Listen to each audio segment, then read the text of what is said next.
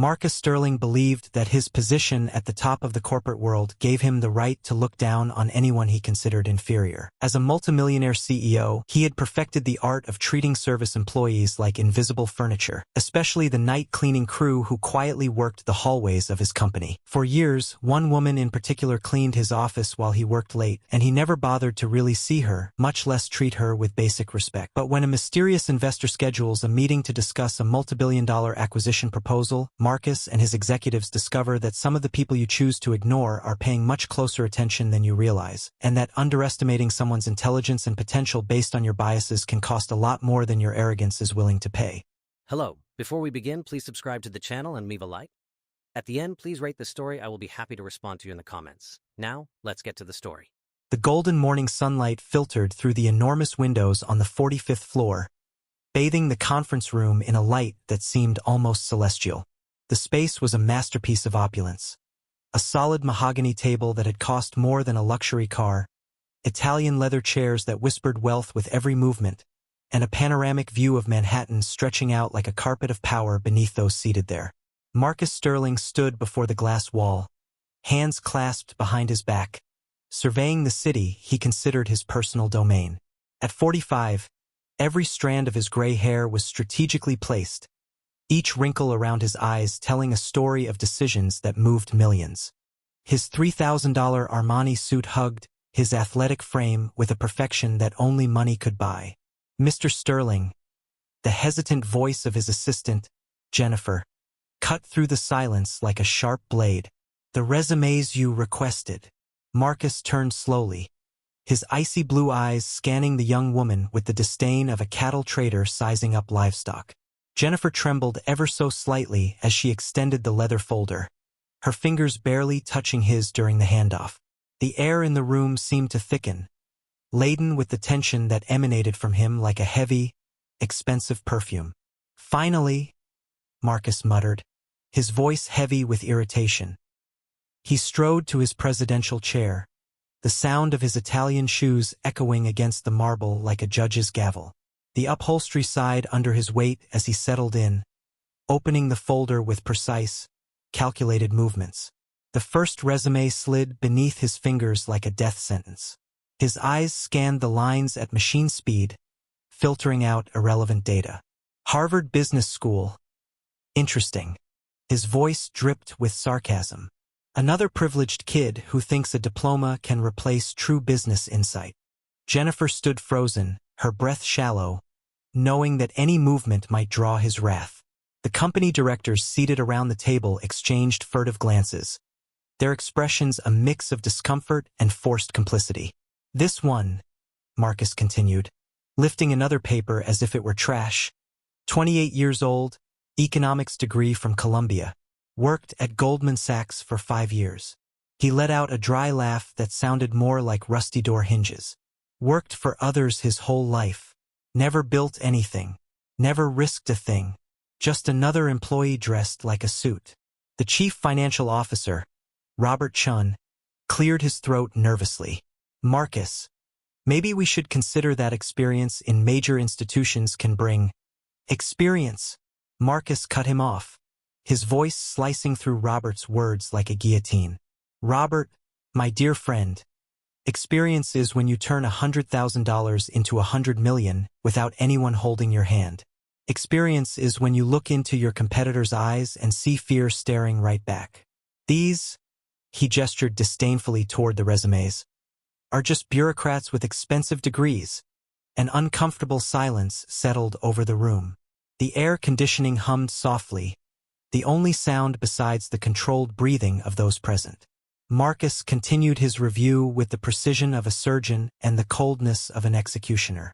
Ah, this one is particularly pathetic, he declared, holding up a resume as if it were a rotten fish. Sarah Mitchell, 32, MBA from Wharton, but grew up in Cleveland. Middle-class family. He shook his head in theatrical disapproval. You can take the person out of the middle-class neighborhood, but you can never take the mediocrity out of the person. She lacks the hunger, the bloodthirst needed to thrive at this level. Jennifer swallowed hard, her eyes fixed on the marble floor as if the golden veins might offer escape from the suffocating atmosphere. She thought of her own humble origins, which he would discover eventually, and a chill ran down her spine. This Jason Rodriguez, Marcus went on, Stanford graduate but note scholarship.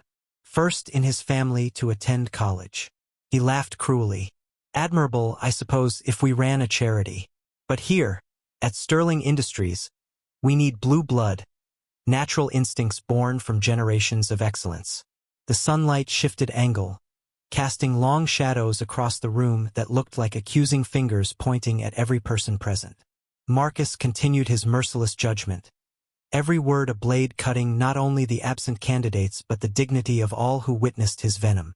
Look at this last one, he said, his voice heavy with disgust. Michael Thompson, 40 years old, impressive resume on the surface, but here it is. Spent 2 years unemployed after the 2008 crisis. Weakness. When the strong thrive in chaos, the weak simply vanish. The Human Resources Director, Linda Walsh, tried to intervene with a more diplomatic tone. Mr. Sterling, perhaps we should consider that a diversity of experience can— Linda, Marcus interrupted, his eyes locking onto her like lasers. Diversity is a pretty word for disguised mediocrity. When you're building an empire, you can't afford to carry dead weight because of political correctness. He stood abruptly and walked back to the window. The city spread out below him like a giant chessboard, and he saw himself as the undisputed king. His hands clenched into fists behind his back, the cuffs of his Italian silk shirt shining under the light. You don't understand, he murmured, his voice taking on an almost philosophical but still arrogant tone. Every person we allow into this sanctum sanctorum affects the DNA of this company. One wrong hire can contaminate the entire culture of excellence I built with blood, sweat, and pure genius. Marcus turned to face the table, his eyes scanning every face like a general inspecting his troops.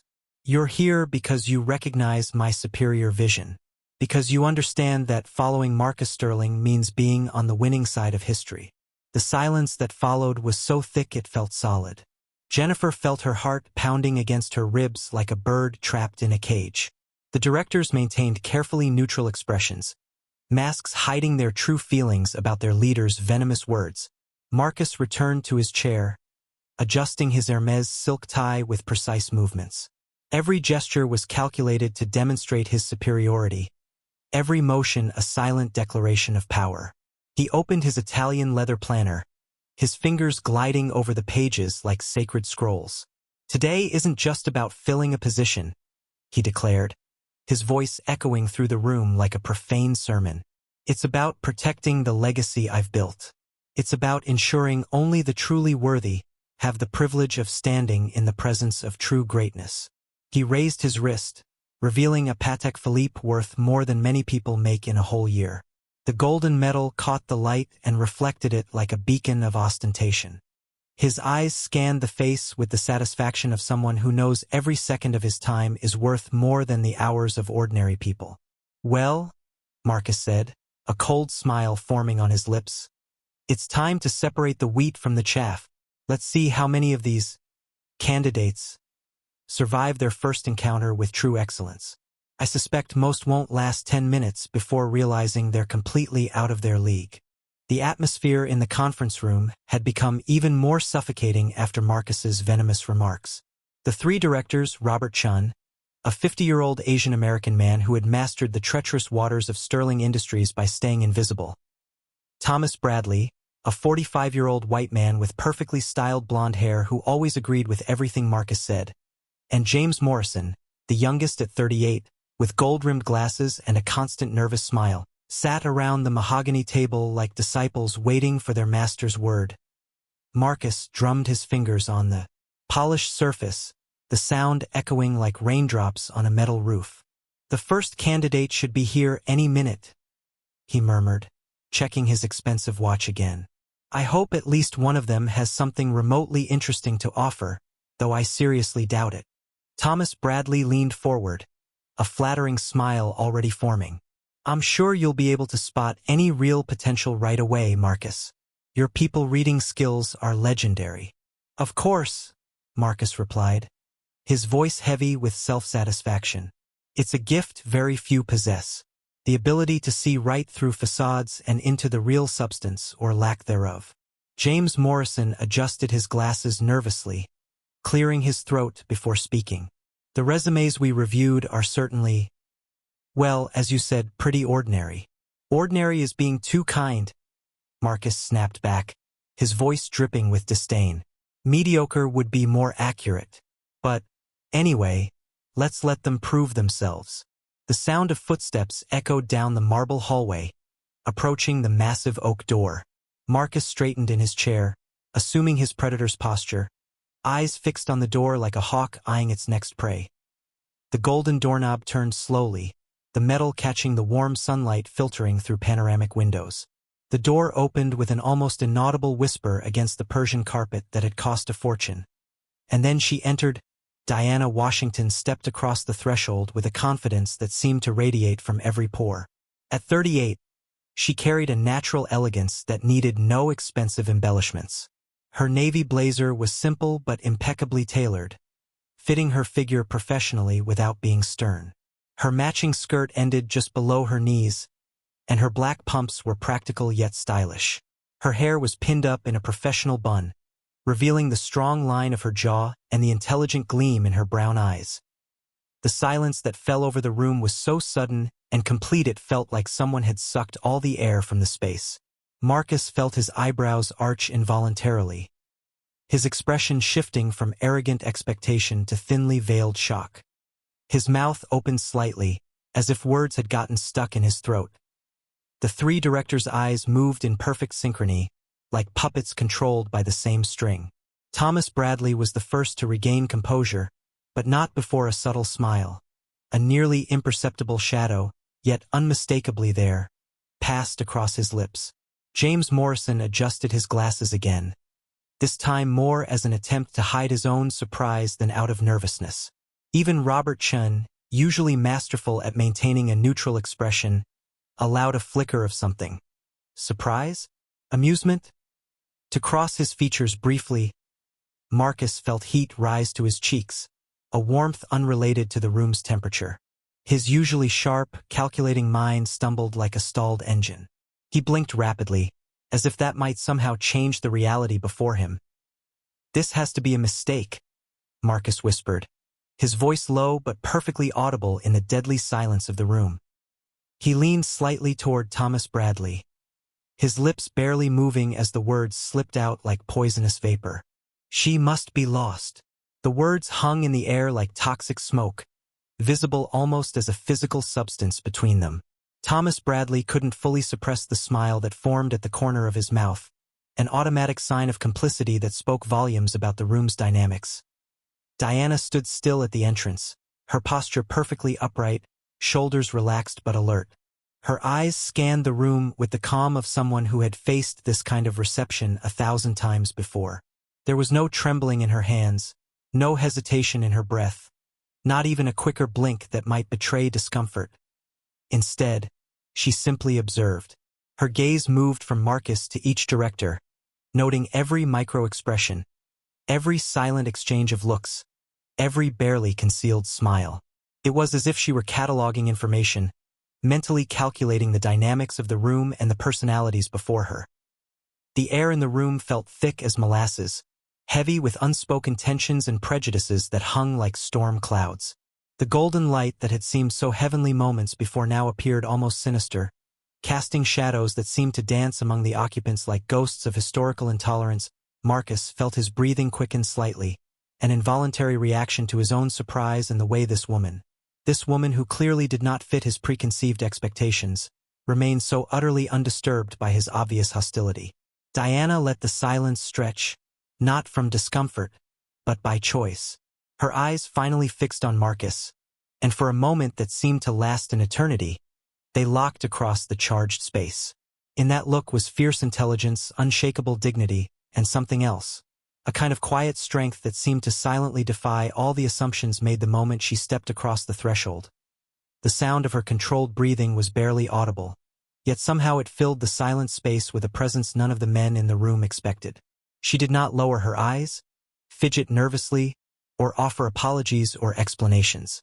She simply stood there, an image of absolute composure amid the sea of male discomfort her very presence had stirred. The sound of Diana's heels clicking against the marble echoed through the room like a countdown, each step measured and deliberate. She moved with the grace of someone who belonged anywhere she chose to be, her presence filling the space in a way that made the men around the table shift uncomfortably in their Italian leather chairs. Marcus felt his throat go dry as he watched this woman, this unexpected intruder in his carefully controlled domain, approach the sacred table where only the chosen sat. His fingers clenched against the polished surface, leaving barely visible marks on the wood that had cost more than a car. "Excuse me," Marcus began, his voice heavy with the kind of condescension he had perfected over decades of power. He leaned slightly forward, his eyes scanning Diana from head to toe as if she were a curious specimen in a museum. "But I'm pretty sure you're, how should I say, in the wrong place." The smile that formed on his lips didn't reach his eyes. It was the kind of smile reserved for people he considered far beneath his status, an expression he had used with rude waiters and incompetent cleaners. Thomas Bradley let out a muffled chuckle, covering his mouth with his hand like a schoolboy trying to hide a cruel joke. James Morrison pushed his glasses up again, his eyes dancing between Diana and Marcus as if watching a particularly entertaining show. "This is a very important executive meeting," Marcus continued, each word dripping from his mouth like sweet poison. "I'm sure someone from security can guide you to where you should be. The administrative offices are on the 10th floor, if that's what you're looking for."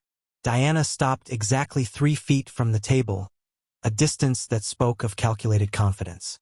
Her eyes locked onto Marcus with an intensity that made something deep in his stomach twist uncomfortably. When she spoke, her voice cut through the air like a sharp blade through silk. "I didn't come here to ask for a job." The silence that followed was so sudden and complete it felt like someone had switched off the world. Marcus felt his words die in his throat, his mouth half open in an expression that suddenly seemed ridiculous even to himself. Diana took a step closer, her presence growing even more magnetic, more irresistible.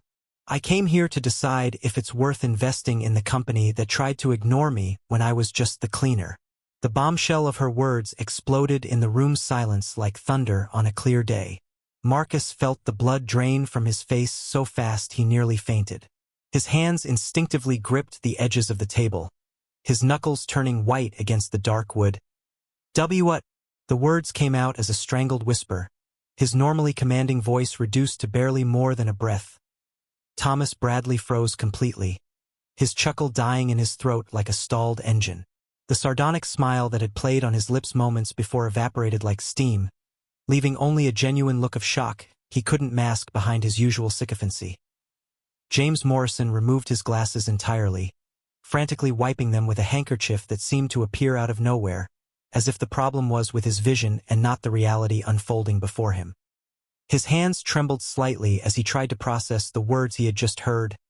Robert Chun, who had maintained a carefully neutral expression throughout the meeting, now stared at Diana as if she had just revealed herself to be an alien from another planet. His mouth was slightly open, his shallow breaths audible in the dense silence of the room. Marcus blinked rapidly, several times in a row as if that could somehow reset reality back to what he knew. "Cleaner." He repeated the word as if it were a foreign language he was trying to decipher. You're saying that?" The words simply wouldn't come. His brain, normally so sharp and calculating, seemed to have completely shut down. Memories began stirring in the depths of his mind. Vague faces of people in uniforms who cleaned his offices after hours, figures he had rigorously trained himself never to truly see. Diana remained perfectly calm, watching the shockwaves ripple across the room like waves on a disturbed lake. There was no triumph in her expression, no cruel satisfaction from the confusion she had caused. Just serene composure, as if she were exactly where she belonged, doing exactly what she had planned to do. The air in the room had grown so thick with tension it felt almost solid. The golden light filtering through the panoramic windows now seemed like a spotlight, illuminating every look of shock, every gesture of disbelief, every failed attempt to process this complete reversal of expectations.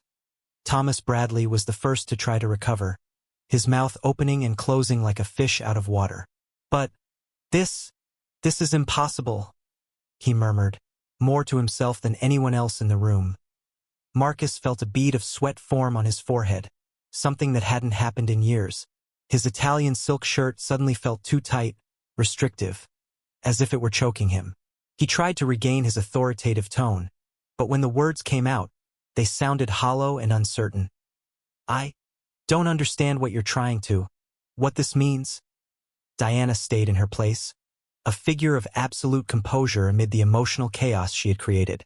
Her eyes calmly moved from one man to the next, studying every reaction, cataloging every expression of disbelief and confusion. The silence stretched between them like a suspension bridge over an abyss, loaded with implications none of them were quite ready to face. Diana's words echoed in Marcus's mind like bells from a distant church, each syllable reverberating through layers of his memory like waves breaking in deep water. His eyes fixed on her face, studying every feature, every curve, as if trying to solve an impossible puzzle. Then, like a photograph slowly developing in a darkroom, the images began to emerge. 3 years ago. The executive office on the 22nd floor, bathed in the artificial light of halogen lamps while night covered Manhattan like a black velvet cloak. Marcus was hunched over financial spreadsheets, numbers dancing before his tired eyes as he worked late to close a deal worth millions. The soft sound of wheels on Persian carpet pierced his concentration like an annoying buzz. He looked up, irritated by the interruption, and saw a silhouetted figure pushing a cleaning cart down the hallway. A black woman dressed in a navy blue uniform, moving efficiently and quietly through the empty offices like a benevolent ghost. She stopped at his office door, her eyes briefly meeting his through the glass. For an infinitesimal moment, Marcus had registered her face. The same sharp brown eyes, the same strong jawline, the same dignified presence that now filled the conference room so powerfully. But then, as he always did with the cleaning staff, he lowered his eyes back to his papers, effectively erasing her existence from his awareness. She was part of the scenery, as relevant as the wallpaper or the furniture. Marcus felt his breath grow shallow as more memories crystallized in his mind like ice forming on a windowpane. That IT had been an especially stressful Tuesday when he was on the phone with investors from London. His voice echoing through the office while he paced in circles, gesturing wildly even though no one could see him. The deal was falling apart, millions of dollars evaporating like steam, and his patience was at its limit. Then he had stumbled on the cleaning cart. The memory now came back with brutal clarity. He had spun around, his face flushed with frustration, and had gestured angrily at the woman quietly emptying trash bins. "Move that out of the way," he snapped, his voice thick with venomous irritation. "Don't you see I'm on an important call? Your contraption is in the way."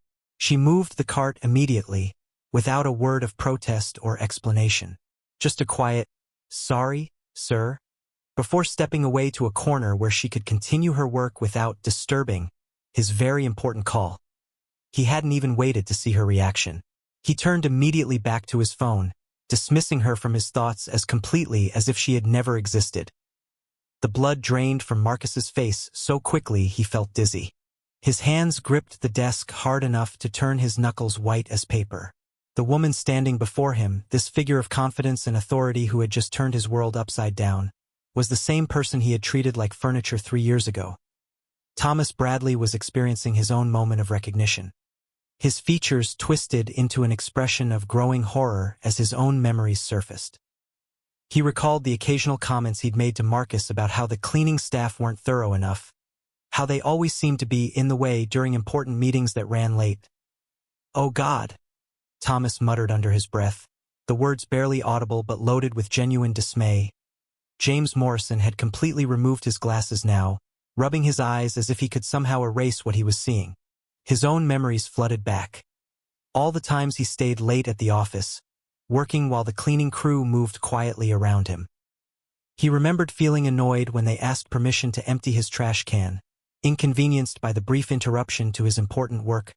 Robert Chen, always the most controlled of the four, was studying Diana with new eyes. Memories formed clearly in his mind as well. The quiet efficiency with which the cleaning staff always worked, how they seemed to blend into the background like part of the architecture itself. Had he ever really looked at any of their faces? Had he ever seen them as anything more than service providers? The silence in the room was now heavy with more than just surprise. It was weighted with recognition and the beginning stirrings of something uncomfortably close to shame. Marcus could feel sweat beading on his forehead as he tried to process not just who Diana was, but what her presence here meant. Because if she had been a janitor 3 years ago, working quietly around them while they conducted their business, and now she was here talking about investing in their company. What exactly had happened in those years in between? How had a woman who emptied their trash turned into someone with enough power to walk into this room and command their attention?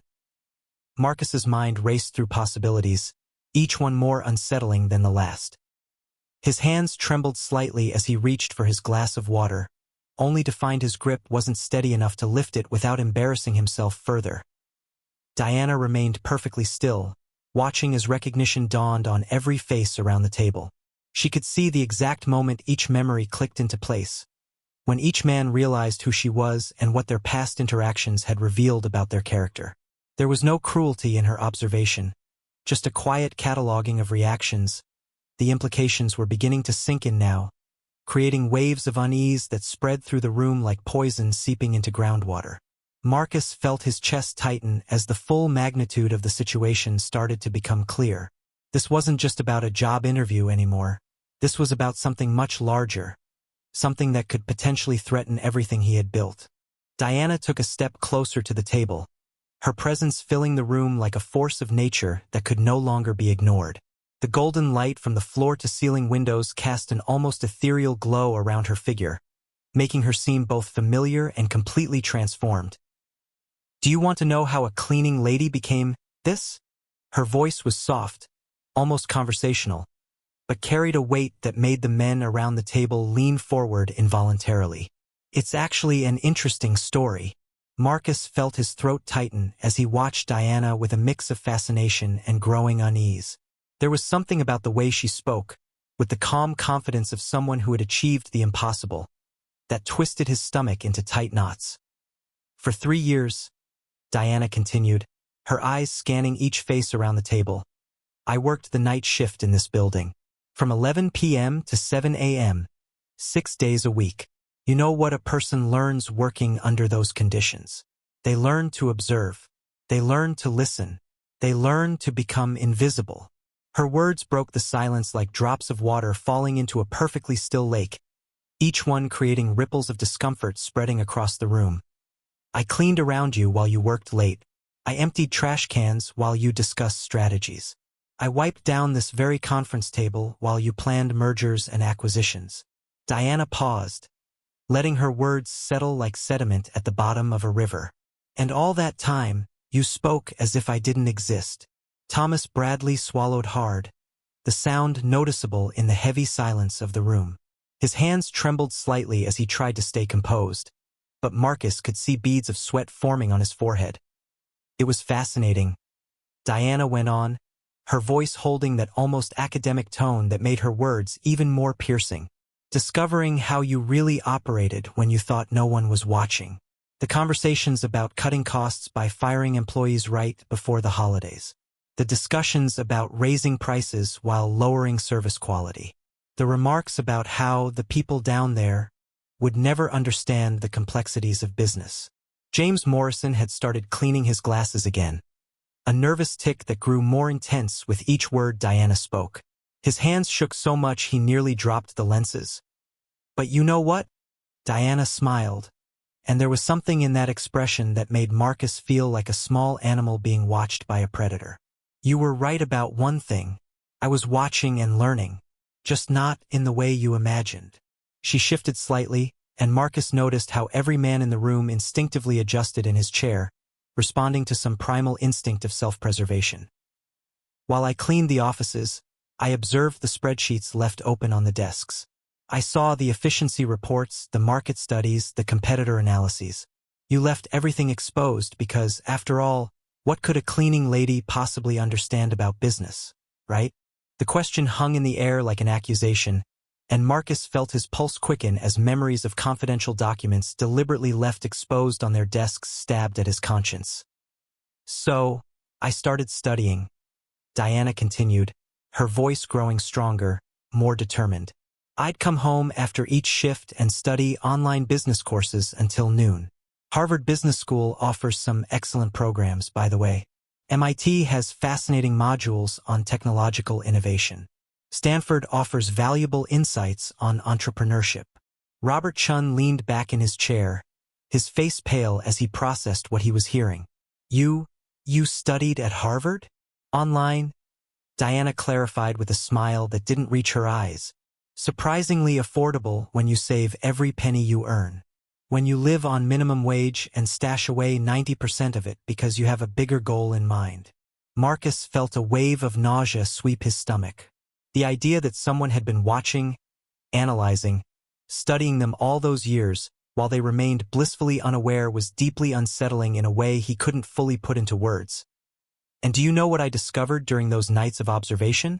Diana asked, her tone almost casual, which somehow made her words even more impactful. I discovered that you had a huge blind spot.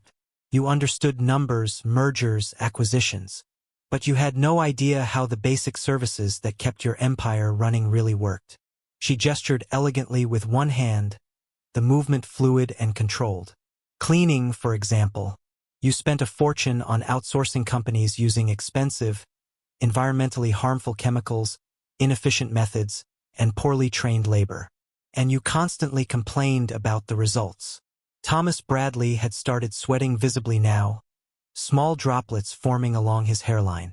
Where are you going with this? To the point where I realized there was an opportunity, Diana replied with that same serene confidence.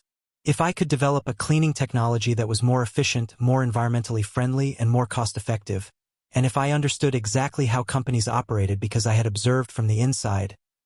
The silence that followed was so complete Marcus could hear the pounding of his own heartbeat in his ears. Everyone in the room hung on every word, even though part of each of them was already starting to dread where this story was heading.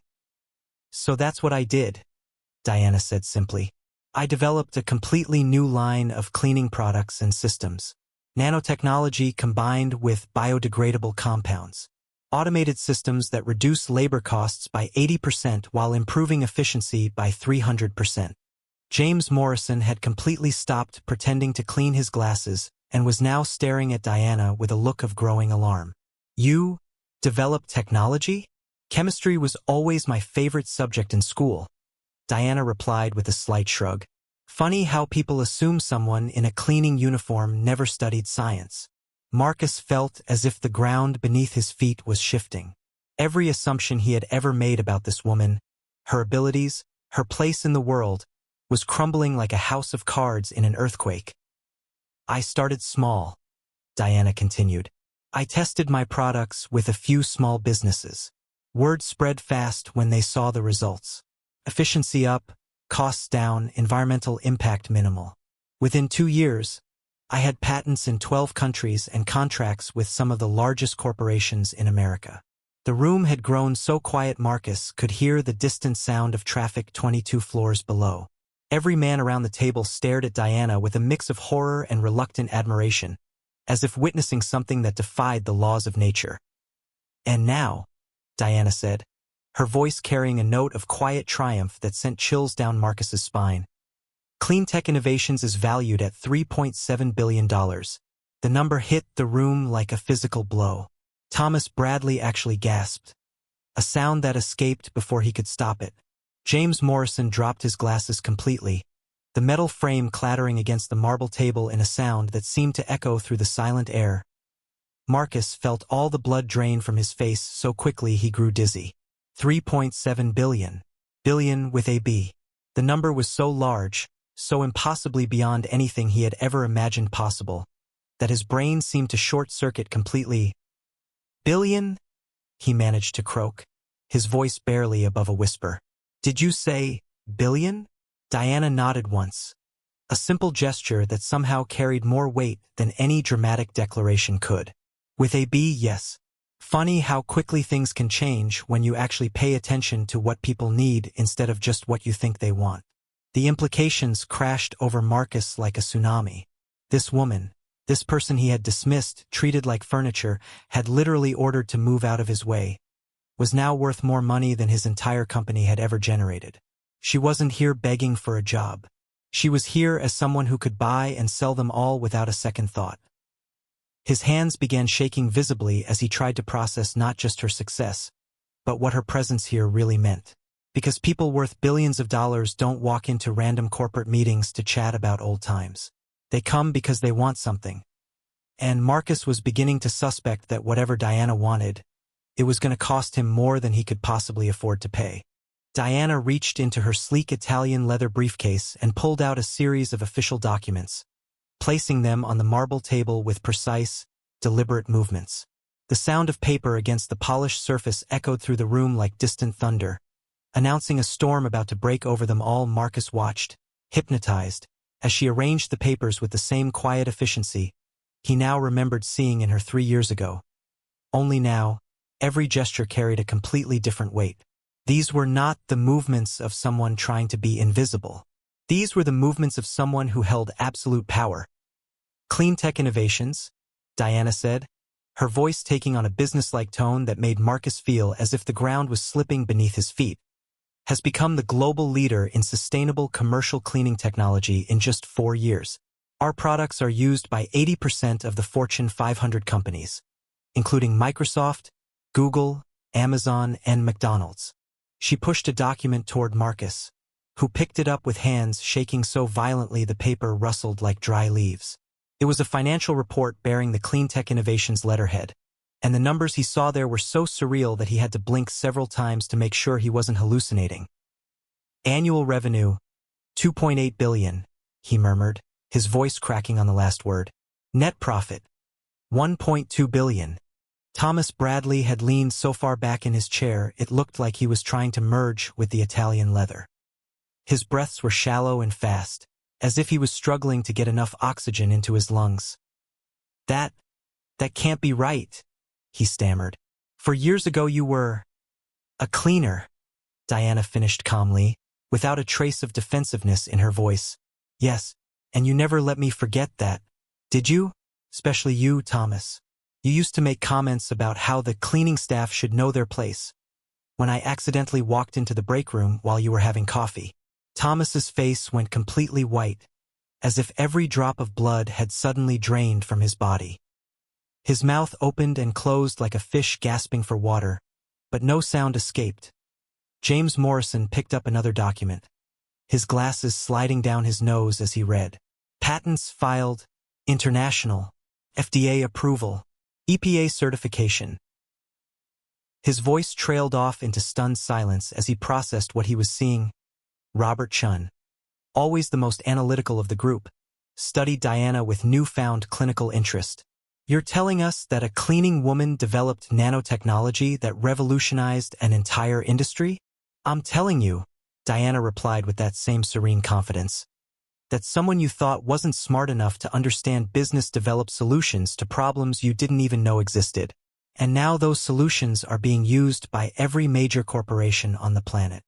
Marcus felt hysteria welling up in his throat like poison. A woman he had literally ordered to move her cart out of his way was now sitting across from him worth billions of dollars. Billionaire. A word that felt impossible when applied to someone he had treated like human furniture. But why? He managed to choke out. Why are you here?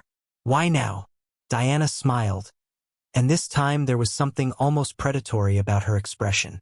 Because, Marcus, I'm here representing a consortium of investors interested in acquiring a controlling stake in Sterling Enterprises. The words hit the room like a physical explosion. Marcus actually jumped in his chair, the sound of his body hitting leather making a sharp slap that echoed off the marble walls. Thomas made a sound somewhere between a whimper and a gasp. James dropped his papers completely, letting them scatter across the table like wounded birds. Acquiring a controlling stake, Marcus repeated, his voice barely above a whisper. You mean, Diana clarified with devastating clarity, that my consortium is prepared to purchase 51% of Sterling Enterprises. We've done our due diligence. We know exactly what your company is worth, exactly what its weaknesses are, and exactly how much it would take to turn it around. Robert Chun had gone completely still, his analytical mind clearly racing through possibilities. "How much?" he asked, his voice hoarse. Diana consulted one of her documents casually. Sterling Enterprises' current market valuation is approximately $420 million. We're prepared to offer $300 million for controlling interest. Marcus felt as if someone had reached inside his chest and squeezed his heart with an ice-cold fist. That number, $300 million for controlling interest, meant that his life's work, everything he had built, everything he had sacrificed for, was being treated as a bargain purchase by a woman he had once dismissed as irrelevant. 300, he stammered. But that's below market value. Yes, Diana agreed pleasantly. It is, because, frankly, your company isn't worth market value. Your profit margins have been declining for 3 years. Your customer satisfaction ratings are mediocre at best. Your environmental compliance is questionable. And your management team, she gestured gracefully at the 4 men around the table, has demonstrated a consistent inability to adapt to changing market conditions. Each word was delivered with surgical precision, cutting through their defenses like a laser through tissue. Marcus could feel his empire crumbling around him with every syllable. Thomas had begun to hyperventilate, his breathing coming in short, sharp gasps. "You can't. We won't. We would never sell to who?" Diana interrupted gently. "To a former janitor? To someone you thought wasn't good enough to breathe the same air as you?"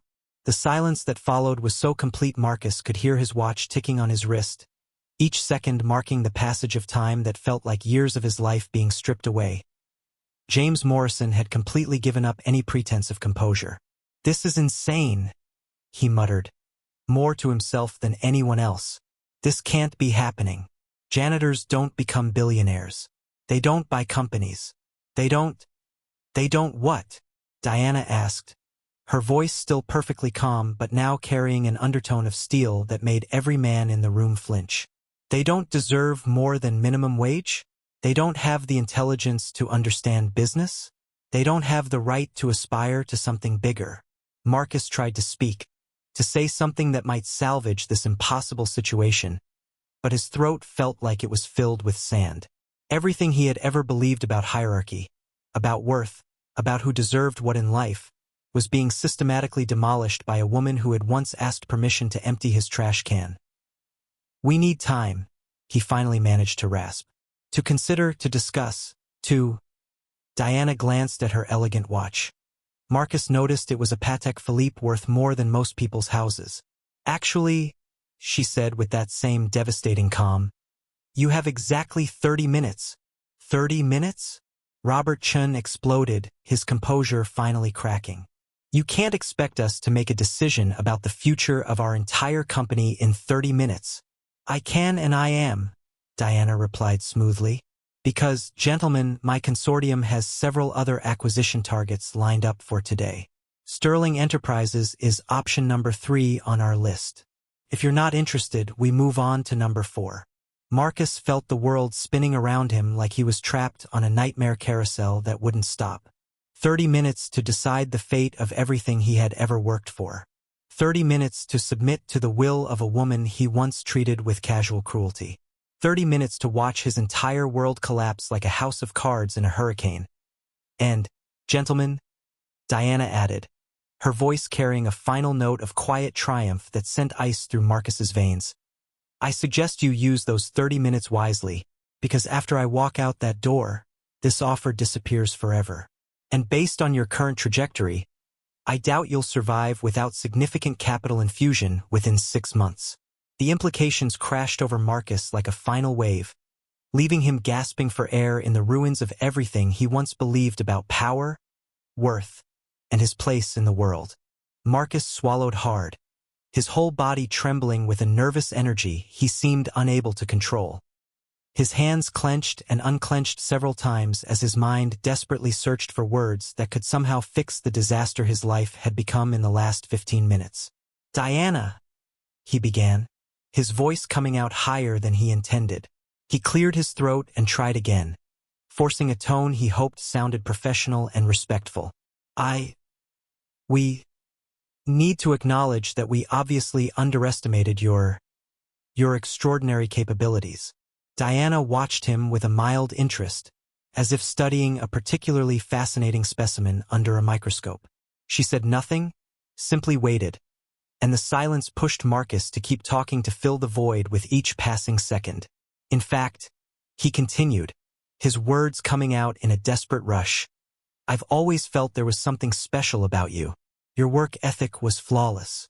Your attention to detail was remarkable. I always thought you had potential beyond what your position at the time might have suggested. The words spilled from his mouth like vomit, and he immediately knew they sounded as hollow and false as they were. Diana's expression didn't change an inch, but something in the way she held her shoulders told him she found his performance both predictable and mildly amusing. Really? Diana asked softly, her voice carrying a note of polite curiosity that was somehow more cutting than outright sarcasm would have been. Because I distinctly remember a conversation we had in February 2021 when I accidentally walked into this exact conference room while you were holding a meeting. Marcus felt his stomach drop like an elevator with broken cables. A memory flashed through his mind. An especially stressful afternoon when quarterly numbers had been disappointing, and he had been in a foul mood about everything. You told me, Diana continued in that same casual tone, that cleaning staff should learn to read signs and that intelligent people would know a meeting in progress meant stay out. Then you said, and I quote, some people just don't have the brain capacity to understand business environments. Each word hit Marcus like a physical blow. He remembered now. He had been trying to impress some potential clients with his authority, his control over his domain. Diana had quietly entered to empty a trash bin, and he had used her presence as an opportunity to demonstrate his power structure. Thomas Bradley, apparently deciding that damage control was necessary, suddenly leaned forward with a smile that looked painted on. Diana, if I may, he said, his voice dripping with newfound deference. I think what Marcus is trying to say is that we all recognized you were clearly an exceptional individual, extremely hardworking, dedicated, professional. Diana turned her gaze to Thomas, and he visibly wilted under the weight of her attention. Thomas, she said pleasantly, do you remember when you complained to my supervisor about how I supposedly left streaks on your office windows? You demanded that I be formally written up because, and I quote, people in service positions need to understand that quality control matters when real business people are trying to work. Thomas's painted smile began to crack at the edges like poorly applied makeup. I was just ensuring standards. You were ensuring, Diana interrupted gently, that everyone knew you had power over someone you considered beneath you, along with when you loudly wondered, within my earshot, whether people like that were capable of learning from feedback or if they were just naturally limited. Marcus watched in growing horror as Thomas's face cycled through various shades of pale and flushed. Every word Diana spoke was delivered with surgical precision, revealing details that showed she not only remembered every slight but had probably catalogued them all during those years of observation. James Morrison, now sweating profusely, tried his own approach. Diana, he said, his voice shaking, perhaps we can discuss this like rational business people. You've clearly gone on to achieve incredible success, and we would be honored, truly honored, to work with someone of your caliber. Work with me, Diana repeated, tilting her head slightly. James, when you discovered I was working on my GED during break times, you told my supervisor that personal activities during company time demonstrated lack of focus and professional commitment. You also suggested that hiring more educated cleaning staff might be worth considering. James's mouth opened and closed like a fish gasping for air. I didn't mean. It was taken out of context. Context, Diana said, opening a folder from her collection of documents. Speaking of context, should we discuss the context of Sterling Enterprises' current financial situation? Marcus felt every drop of blood drain from his face so quickly he became lightheaded. Our financials are confidential. Are they? Diana asked, pulling out several sheets of paper. Because publicly traded companies must file quarterly reports. And also because when you're considering acquiring a company, You do your due diligence rather thoroughly. She spread the papers across a table with the same methodical precision she once used to organize cleaning supplies. Marcus could see numbers, charts, and graphs, all laid out in devastating detail. Revenue down 12% year over year, Diana read conversationally. Profit margins squeezed by 17%. Outstanding debt has risen by 43%, while credit ratings have been downgraded twice in the past 18 months. Cash flow negative for 3 consecutive quarters. Each statistic landed like a hammer blow. These weren't just numbers.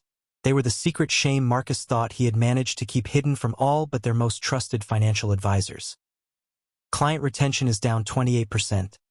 Diana continued, her voice never losing that professionally pleasant tone that somehow made every word more devastating. Your 3 largest accounts have indicated they're not renewing their contracts, and your primary line of credit comes up for renewal in 60 days. Robert Chun was staring at Diana with something approaching awe. How could you possibly know about our credit line renewal? Diana smiled, but it was an expression that held no warmth whatsoever. Because, Robert, when you've built a multi-billion-dollar company, you develop relationships with financial institutions. Banks talk to other banks. Brokers share information with other brokers. And when someone is considering acquiring a company, they do extensive background research. Marcus tried to speak, to defend, to explain, but his throat felt completely closed off. Every piece of information Diana revealed showed not just that she had done her homework, but that she understood his company's vulnerabilities better than he did himself. Your insurance premiums have increased by 60% due to compliance issues, Diana continued, consulting another document. OSHA has cited you for safety violations in 4 different facilities, and your environmental impact reports show deficiencies that could result in substantial federal fines if not addressed within the next fiscal year. Thomas had started to hyperventilate again, his breathing coming in short, sharp gasps. How do you know all this? Because, Diana said, finally looking up from her papers to meet his eyes directly. Intelligent people do their research before making major business decisions. Funny how that works when you actually apply intellectual rigor to a situation, isn't it? Marcus felt his world crumbling. Not just because of the financial exposure, but because of the casual, devastating competence with which Diana was dismantling his entire professional life. She had become everything he thought he was: successful, powerful, in control, while showing exactly how inadequate his own abilities truly were. And the worst part was the growing realization that her offer might not be a hostile takeover attempt. It might be a lifeline. The only thing standing between Sterling Enterprises and complete collapse was sitting across from him, calmly reviewing documents that proved she understood his business better than he did. A woman he had once dismissed as intellectually inferior was now his only hope for survival. Diana reached into a second folder, one that had stayed closed until now, and pulled out a stack of documents that looked substantially more extensive than the earlier ones. The rustling of the paper echoed through the room like dry leaves scattered by a wind promising a devastating storm. Now, she said, her voice steady and professional, a tone that had grown increasingly terrifying with each passing minute. Let's discuss what I observed during my time here that you thought no one was watching. Marcus felt his chest tighten as if invisible bands were slowly squeezing his lungs. As their former janitor, Diana had access to every corner of Sterling Enterprises during her night shifts. She had been invisible to them, which meant night shift observations. Diana began, consulting her first document. January 15th, 2021. Executive Conference Room. Marcus Sterling, Thomas Bradley, and James Morrison discussing how to classify safety equipment expenses as maintenance costs to reduce the apparent cost of compliance violations. Marcus's vision started to blur at the edges. That conversation, he remembered it now. They had tried to make their safety spending look more acceptable to shareholders by hiding it in different budget categories. But nobody had been in the building except the janitor, he whispered. The janitor, Diana confirmed calmly, who was emptying trash cans and cleaning windows while you discussed accounting practices that could potentially violate federal reporting requirements. Thomas Bradley had gone completely pale, his hands gripping the edge of the table so tightly his knuckles had turned white. You can't. That was privileged? Nothing is privileged, Diana interrupted gently. When you say it in front of someone you don't consider worth noticing. February 23rd, 2021. Robert Chen's office. Robert explaining to Thomas how they could circumvent EPA emissions testing by scheduling maintenance to coincide with inspection dates. Robert Chen made a sound somewhere between a choke and a gasp. You never actually implemented it because I was standing right there, Diana said, consulting another document. You saw me and stopped talking, but the intent was clearly discussed.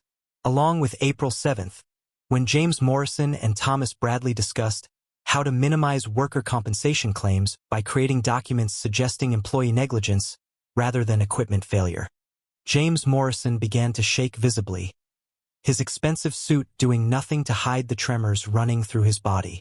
Those were hypothetical discussions? Were they? Diana asked, pulling out a photograph. She placed it on the table where everyone could see it, a picture of a malfunctioning industrial cleaner with obvious safety hazards. Because this is the equipment that injured Maria Santos in June of 2021. And this, she produced another document, is a report you filed claiming she had been improperly trained and failed to follow safety protocols.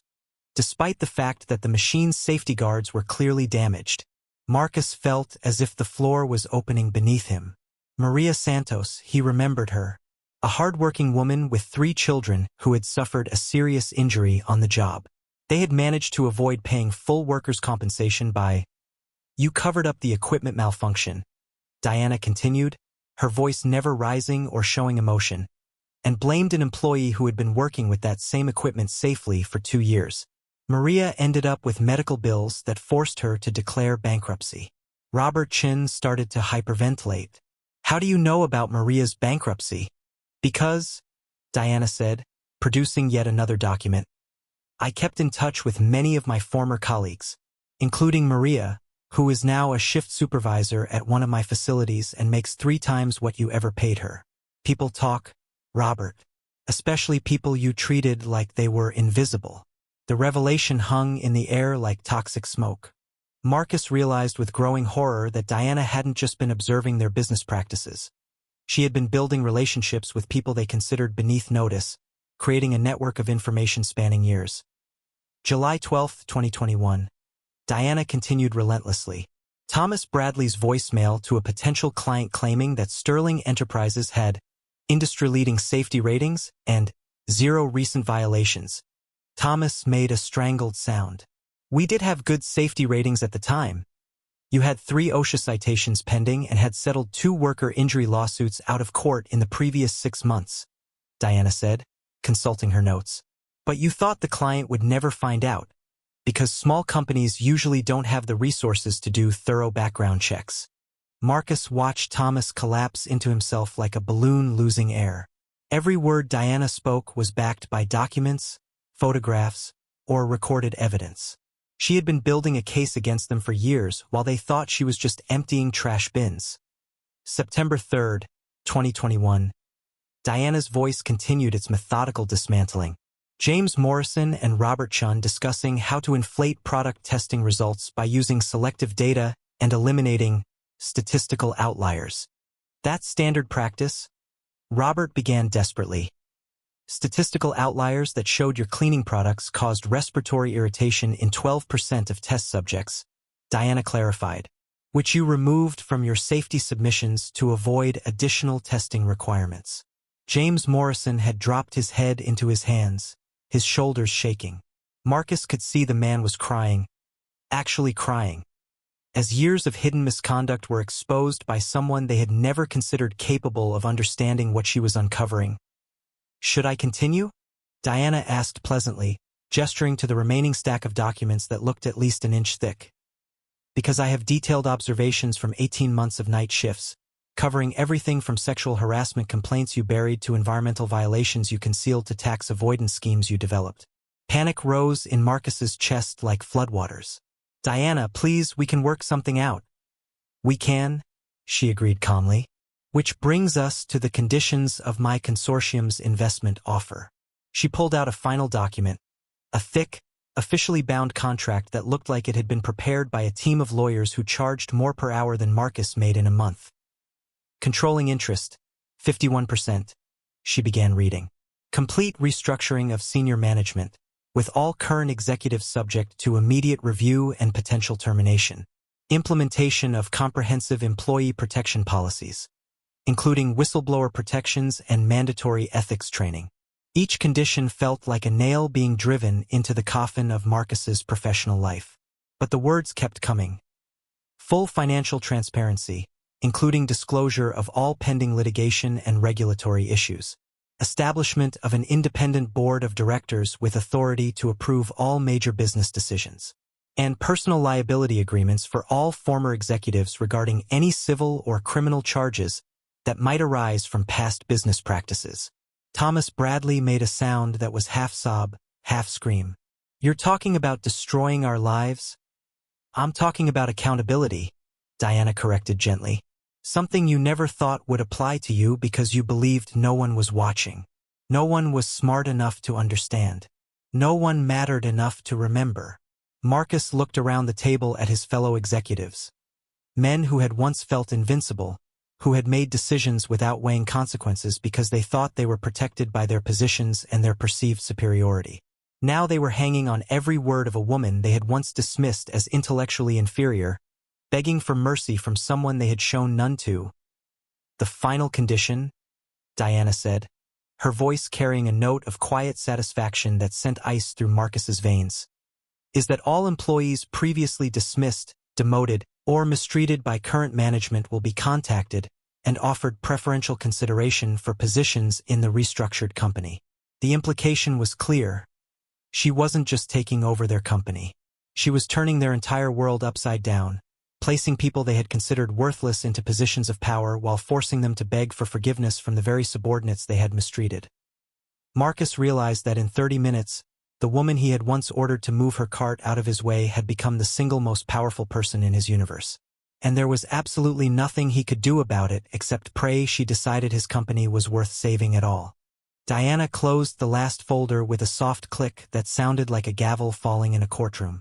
The sound echoed through the silent conference room as if every surface was amplifying the finality of that simple gesture. Slowly, deliberately, she gathered all her documents into neat stacks, her movements precise and methodical, the same careful attention to detail she had once applied to cleaning their offices while they mocked her intelligence. She stood up from her chair, her height seeming to fill the room in a way that made every executive feel diminished by comparison. Her posture was straight, confident, commanding. Everything they had once believed they were, and she could never become. Marcus watched her rise and felt his entire world crumble into dust.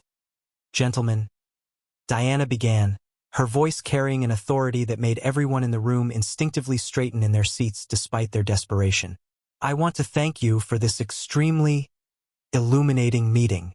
Thomas Bradley leaned forward eagerly, hope flickering in his desperate eyes. "So you'll accept our agreement to the restructuring?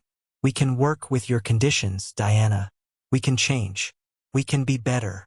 Diana looked at him with an expression of mild curiosity, as if she were studying a particularly pathetic specimen. "Thomas, do you genuinely believe that? Do you think men who spent years treating human beings like invisible, disposable objects can suddenly develop consciences simply because their survival depends on it?" Her words hung in the air like smoke from a fire burning down everything they had built. Marcus felt each syllable like a physical blow, because deep down, he knew she was absolutely right. "During my years working here," Diana continued, her voice growing stronger and more resonant with every word, "I learned something fundamental about human nature. I learned that when people show you who they really are, when they reveal their true character in moments when they think no one important is watching, you should believe them." She walked slowly around the table, her footsteps measured and deliberate, like a judge delivering a final verdict. Each executive shrank back as she passed, unable to meet her eyes. "You see, dignity isn't something that gets assigned based on job titles or salary levels," she said, her voice carrying a quiet power that filled every corner of the room. "Respect isn't earned through corporate hierarchy or educational credentials. Human worth doesn't fluctuate based on whether someone empties your trash cans or signs your paychecks." Marcus tried to speak, to interrupt, to somehow derail this devastating speech, but his throat had closed completely. He was drowning in her words, each one pulling him deeper into the realization of his own moral bankruptcy. Every person who walks through those doors, Diana gestured toward the entrance, has hopes, dreams, intelligence, dignity. The woman who cleans your office has children she loves, goals she pursues, wisdom she's earned through experience. The man who maintains your equipment has skills you could never master, insights you've never considered, a worth that has nothing to do with how you choose to treat him. Robert Chun had begun to sob openly, his expensive suit, expensive watch, and expensive education meaning absolutely nothing in the face of Diana's moral authority. But you, Diana continued, stopping to look directly at each executive in turn. You chose to use your positions not to build people up, but to tear them down. Not to recognize potential, but to diminish it. You used your temporary power to make other human beings feel smaller, less worthy, less important. She paused by Marcus's chair, and for a moment, he thought she might actually reach down and touch his shoulder. Perhaps offer some small gesture of forgiveness or mercy. Instead, she simply looked at him with a sadness that was far worse than anger would have been. "And now," she said quietly, "you want me to save you from the consequences of your own choices. You want me to invest in a company built on contempt for the very people who keep it running. You want me to trust men who have spent years proving they're untrustworthy." Marcus finally found his voice, though it came out as a desperate whisper. "Diana, please, we can change. I can change. Give us a chance to prove—" "Marcus?" she interrupted gently, and the kindness in her voice somehow made her next words more devastating than screaming would have been. "Some buildings are so structurally unsound that trying to repair them is more expensive and dangerous than tearing them down and starting fresh." The words hit him like a physical blow. She wasn't just rejecting their offer. She was rejecting them as human beings capable of redemption. "Therefore," Diana continued, returning to her side of the table, "Hartwell Dynamics will not be investing in Sterling Enterprises." The silence that followed was so complete that Marcus could hear the buzzing of the fluorescent lights overhead, the same lights that had illuminated Diana's work during her years of invisible service. "However," she added, and something about her tone made every person in the room look up with fresh dread, "I did want to inform you of a decision our consortium made last week." She reached into her briefcase and withdrew a single sheet of paper, placing it on the table where everyone could see it. "We've decided to acquire Meridian Industries instead." Marcus felt his blood turn to ice water. Meridian Industries, Sterling Enterprises' biggest competitor. A company that had been struggling financially but had much better infrastructure and client relationships.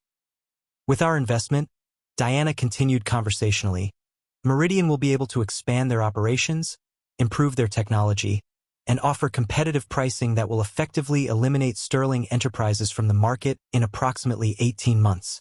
James Morrison made a sound like a wounded animal. You're destroying us on purpose." "I'm not destroying anything," Diana corrected calmly. "I'm simply choosing to invest in a company that treats its employees with dignity. A company that has leadership worth believing in." Meridian's executive team includes several people I've gotten to know over the years. People who understand that treating workers well isn't just morally right, it's good business. Marcus realized with growing horror that this had never been about saving Sterling Enterprises. This entire meeting had been Diana's way of looking them in the eye while she condemned them. She had come here not to rescue them, but to make sure they understood exactly why they were going to fail. "Meridian's CEO," Diana added with a slight smile, "is Maria Santos. Remember her? The woman you blamed for the equipment failure you caused? She's been working her way up through their company structure while building a reputation for integrity and competence. Funny how talent rises when it's actually recognized and nurtured."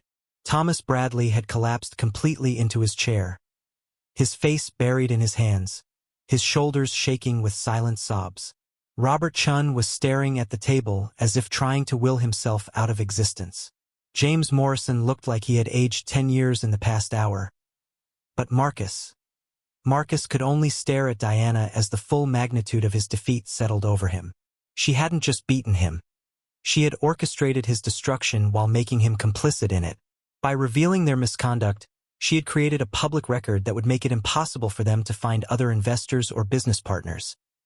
Diana began packing her papers back into her briefcase, her movements unhurried and precise. "I do hope," she said, not looking up from her task, "that this experience has been educational.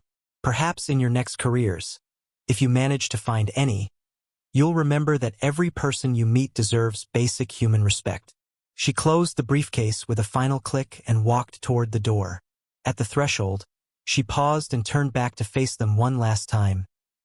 "Oh, and Marcus?" she said, her voice carrying a note of almost casual observation. "Next time you see someone emptying the trash in your office, you might consider saying, 'Thank you.' You never know. They might be the person who could change your life."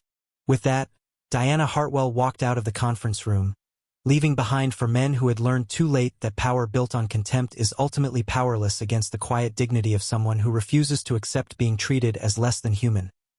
Marcus sat alone amid the ruins of his arrogance, finally understanding that some lessons in respect come too late to matter. Diana walked toward the door with the same quiet dignity she had maintained throughout the entire meeting. That upright, confident posture developed over years of watching, learning, and refusing to accept the definitions others had placed on her worth. Her steps were measured and deliberate, each one echoing through the room like a final goodbye to a dark chapter of her life.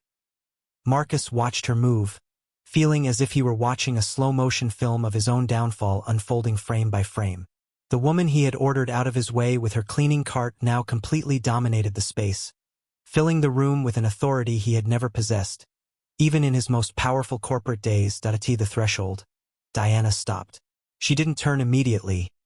She just lingered there for a moment, as if savoring this instant of complete transformation. Marcus could see the profile of her face, the serene expression of someone who had faced her demons and come out victorious. Slowly, she turned and faced them one last time. Her eyes scanned the conference table, taking in each broken executive. Thomas Bradley still with his face buried in his hands, Robert Chun staring blankly into space, James Morrison trembling like a leaf in the wind. Finally, her gaze settled on Marcus, and he felt as if she were looking straight through his soul. "You know," she said, her voice filling the mortifying silence in the room with a calm that was both gentle and relentless. "I spent many years cleaning these halls, watching you climb up and down these stairs, as if they were steps to some special kingdom only you deserve to inhabit." Marcus tried to swallow, but his throat was completely dry. Diana's words seemed to carve themselves into his memory, creating permanent scars in his conscience. "But here's the truth you never understood," she went on, her voice gaining strength and resonance. "Some people spend their whole lives trying to climb the stairs others have built. They grasp at each step, stepping on whoever's below them, believing that reaching the top of an existing structure will make them important." She paused, and Marcus could feel that something deep and devastating was coming. "Other people," Diana said, a nearly imperceptible smile touching the corners of her mouth. "Other people build their own building." The words hit Marcus like a punch to the stomach. He finally understood the full magnitude of what had happened. While he had spent years believing he was at the top of the corporate hierarchy, Diana had been quietly building her own empire. While he wasted time belittling people he considered insignificant, she had been cultivating relationships, developing skills, accumulating resources, and preparing for this very moment. "You climbed stairs," she continued, her voice carrying a quiet satisfaction more powerful than any victory shout. "I built my own tower, and from where I stand now, I can look down and see exactly how small you always were." Thomas Bradley let out a sound that was half sob, half moan. Diana's metaphor perfectly captured the total reversal of power that had taken place in that room. They had thought they were looking down on her for years, when in reality she had been rising to a height they couldn't even imagine. Diana looked directly at Marcus once more, and he saw something in her eyes that wasn't anger or vindictiveness. It was the serene satisfaction of someone who had faced injustice head-on and emerged not only victorious but transformed into something greater than her oppressors could ever be. "Marcus," she said, her voice soft but carrying the weight of years of unanswered humiliation. I hope you've learned something today about true human worth, about how dignity isn't something you earn through corporate titles or lose because of the work you do to survive. She adjusted the strap of her briefcase on her shoulder, a gesture Marcus had seen thousands of times when she carried her cleaning supplies down these same halls. But now, that simple movement seemed charged with an authority that made all their power suits and executive accessories look like cheap costumes. "People are people," Diana said, her voice echoing through the room like a final verdict. "It doesn't matter if they're cleaning your offices or signing your paychecks.